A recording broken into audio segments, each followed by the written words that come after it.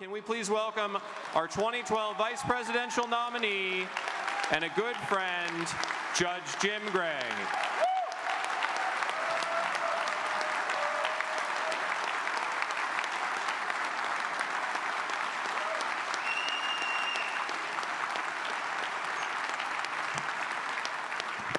Thank you, thank you. I have some questions. My first question is, actually, candidly, I'm doing fairly well financially. The economy is doing fairly well, but I am deeply concerned with regard to the overspending by our government, the fiscal crisis that we are generating for our children. So my question is, what do we do? What can we do? It's overwhelming. What can we do to reduce this debt, to call attention to it, to call attention to this spending that we are doing? And the answer is, elect more libertarians. I have another question.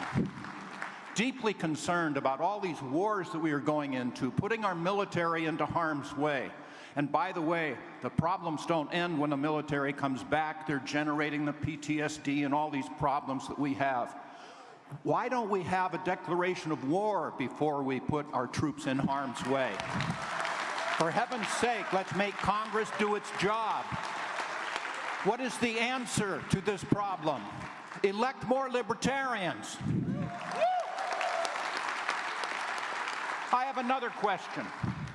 In the criminal justice system, I see it where we have in the United States of America 5% of the world's population and 25% of its prisoners.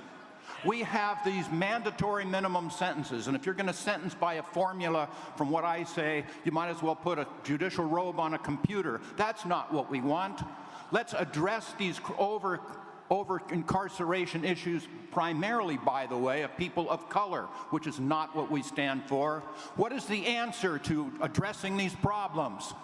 Elect more libertarians.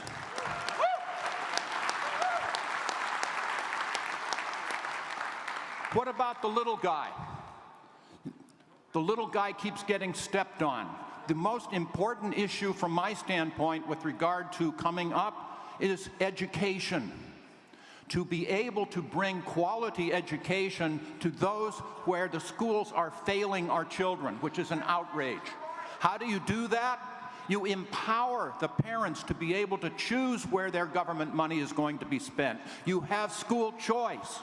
Critical issue. If we get that word out into the Hispanic, black populations, the lower economic areas, they will flock to libertarian candidates. How do we get school choice? The answer is, elect more libertarians.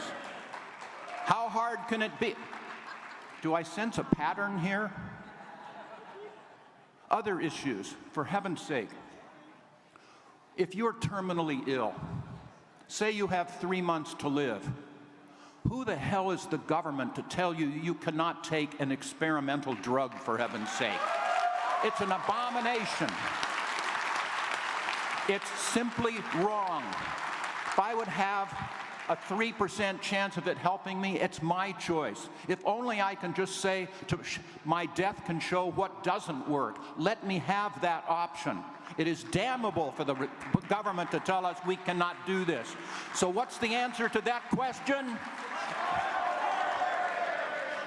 You got a point there. I agree with you. So why have we not done this? And the answer is, we have allowed other people to label us. They've labeled us as greedy, as survival of the fittest, as kooks. By the way, candidly, having a striptease on national television did not help us with regard to that label. I'm sorry, but it's true.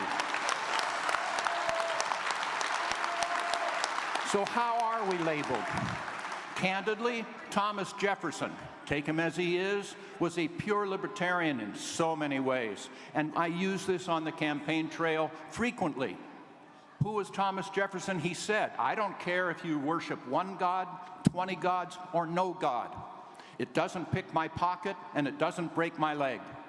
It gets the point across. Live and let live. People as adults should be able to live their lives as they choose, as long as it doesn't wrongly affect other people to be able to do the same thing. That's a libertarian. Let's get that word out there.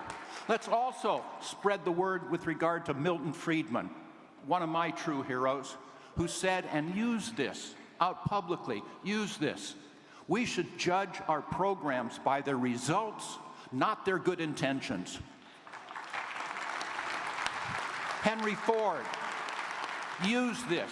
Henry Ford, not my favorite person socially, probably anti-Semitic, however, said something everyone should understand, which is, anyone that feels they can thrive by relying on the government should talk to the American Indian.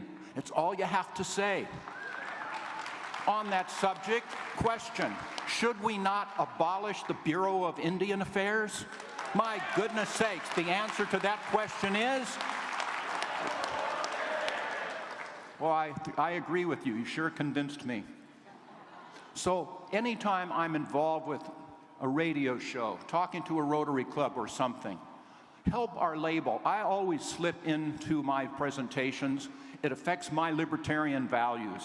Put in the word libertarian in that good spot. When I write op-eds, at the end I always say, and by the way, thank you for the honor of representing you in 2012 in that election with Governor Gary Johnson. It really was a proud time for me, and thank you. So I will put in, thank you again. I put in there that, yes, I was the Libertarian candidate for Vice President in 2012. Brings legitimacy to what you're saying, brings legitimacy to our party. And by the way, if you're interested, for the last 3 years, I've been writing something called 2 Paragraphs for Liberty. And I compare what liberty would do, a free enterprise system would do on the one hand, as opposed to what government would do on the other. Guess who wins? And if you're interested, somehow get me your email. It goes out to something in the order of 20,000 people a week, every Monday, except for today because I'm here. But if you're interested, please give me your email address. So in the meantime, let's use the answer to all of these questions. Get out there and elect more libertarians. We can do this. We will do this. Thank you, and go get them.